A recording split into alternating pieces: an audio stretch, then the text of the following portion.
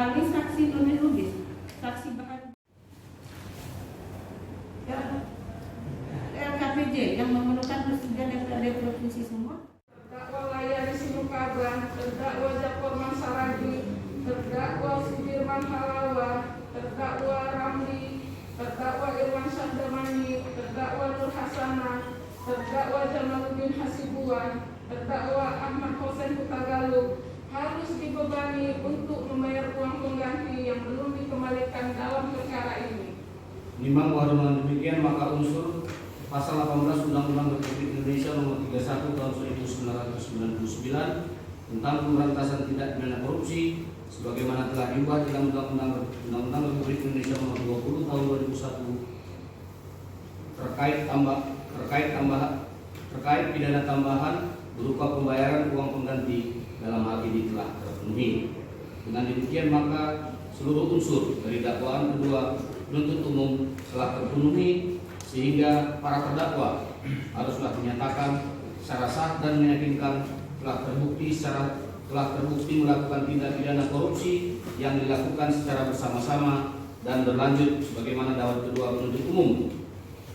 Menimbang bahwa mengenai uraian nota pembelaan dari para terdakwa dan tim penasihat hukum para terdakwa ditentukan sebagaimana disebutkan dalam amar putusan. Menimbang bahwa untuk menjatuhkan pidana terhadap para terdakwa maka perlu dipertimbangkan terlebih dahulu keadaan yang memberatkan dan meringankan atas diri maupun perbuatan terdakwa. Keadaan yang memberatkan, para terdakwa menyalahgunakan kewenangan sebagai anggota DPRD Provinsi Sumatera Utara untuk melakukan kejahatan.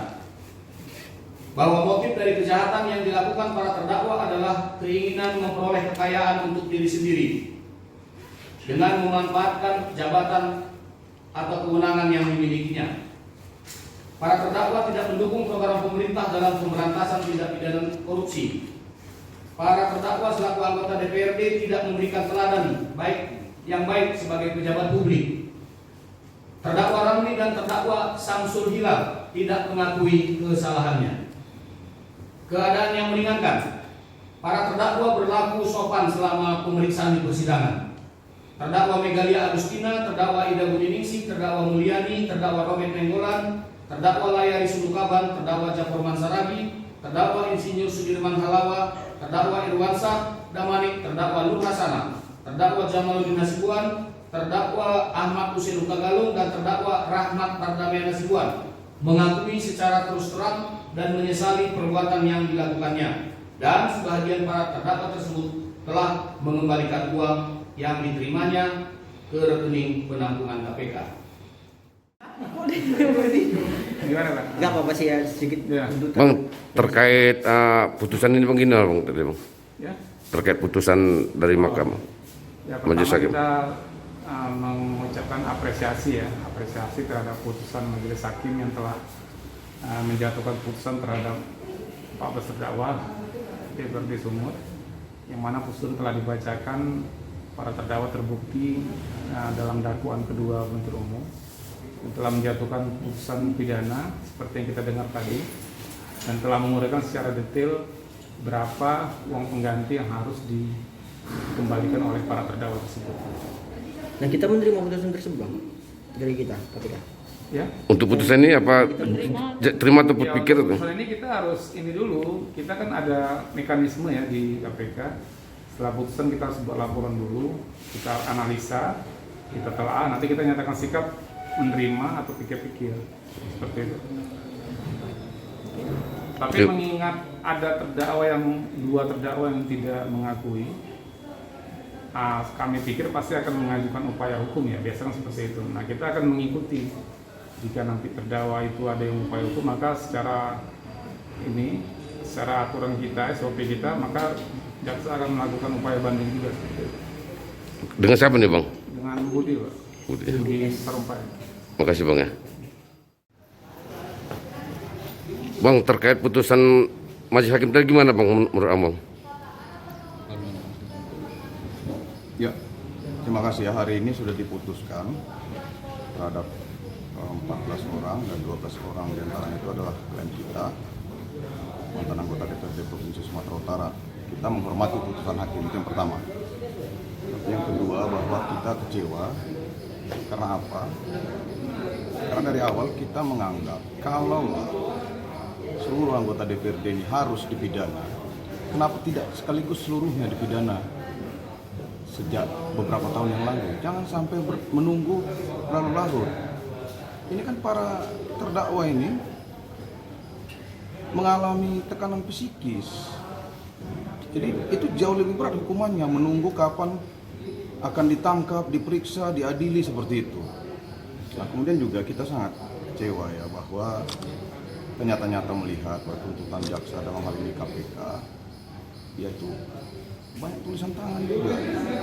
Kita juga dari awal sudah keberatan terhadap bukti-bukti, flash disk, catatan-catatan berapa uang yang diterima oleh para terdakwa ini itu dibuat setelah tindak pidana itu terjadi. Artinya orang yang mengaku memberikan uang sekian itu ditulis tangan, kemudian itu yang menjadi bukti bagi jaksa untuk mendakwa ini. Jadi kita bisa terjebak dalam proses hukum, buktinya yang bisa dibuat setelah tindak pidana itu terjadi.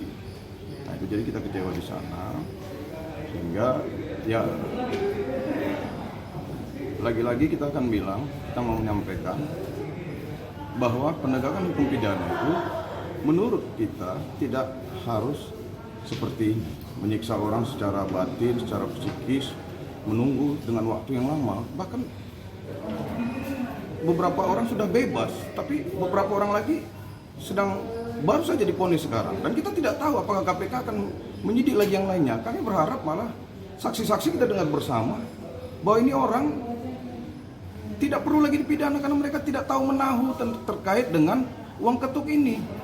Bahkan ada beberapa saksi, kami tidak perlu menyebut namanya, bisa dilihat di berkas nanti, yang menyatakan bahwa saya tidak pernah melihat ini orang yang didakwa dan divonis sekarang ini. Nah mereka adalah orang-orang yang inisiator terhadap terjadinya tindak pidana ini. Uang ketuk itu kan diinisiator, ada inisiator, ada aktor utamanya. Jadi seharusnya aktor utamanya yang dipidana, kan seperti itu. Nah kemudian yang lainnya bisalah dengan pasal turut serta.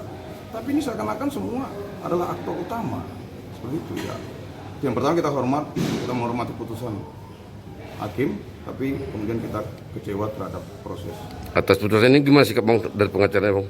Nah, itu kan terpulang kepada klien kita ya. Jadi kita tidak akan mungkin bisa menyampaikan sekarang sebelum melakukan. Bang, artinya Abang menganggap bahwasanya proses ini ada kejanggalan-kejanggalan gitu Bang ya? Ada kejanggalan jelas. Kejanggalan, Karena ya? gini, ada fakta, ada satu yang mau kita sampaikan bahwa harusnya misalnya saksi seperti Satrio Fikri yang menyatakan menerima uang itu harusnya dihadirkan. Tapi mereka dikutip tetapi tidak dihadirkan gitu. Jadi ini agak unik dia.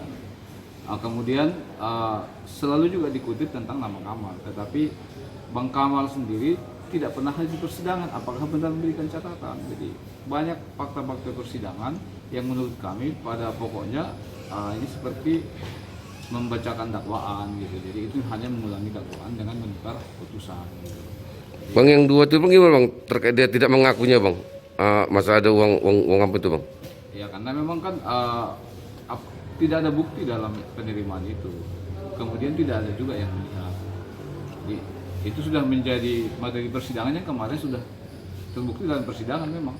Bahkan Saprida Fikri kan yang diakui memberikan uang kepada Samsul tidak hadir di persidangan. Kenapa nggak dipanggil oleh jaksa? Panggillah supaya kita tanya apakah benar menerima uang. Gitu. Bang, jadi Bang, dua di antaranya kan sudah mengembalikan kerugian keuangan negara, Bang. Sementara kan korupsi ini kan efek penjara dia, dan uangnya kan sudah kembali, Bang. Tapi ternyata dihukum tinggi juga. Ya itu sebenarnya gini, mereka ini kan sudah mengembalikan kerugian negara. Jadi sebetulnya dalam usia yang sudah tua, kita apa kepentingan negara memenjarakan orang? Apa keuntungan negara memenjarakan orang?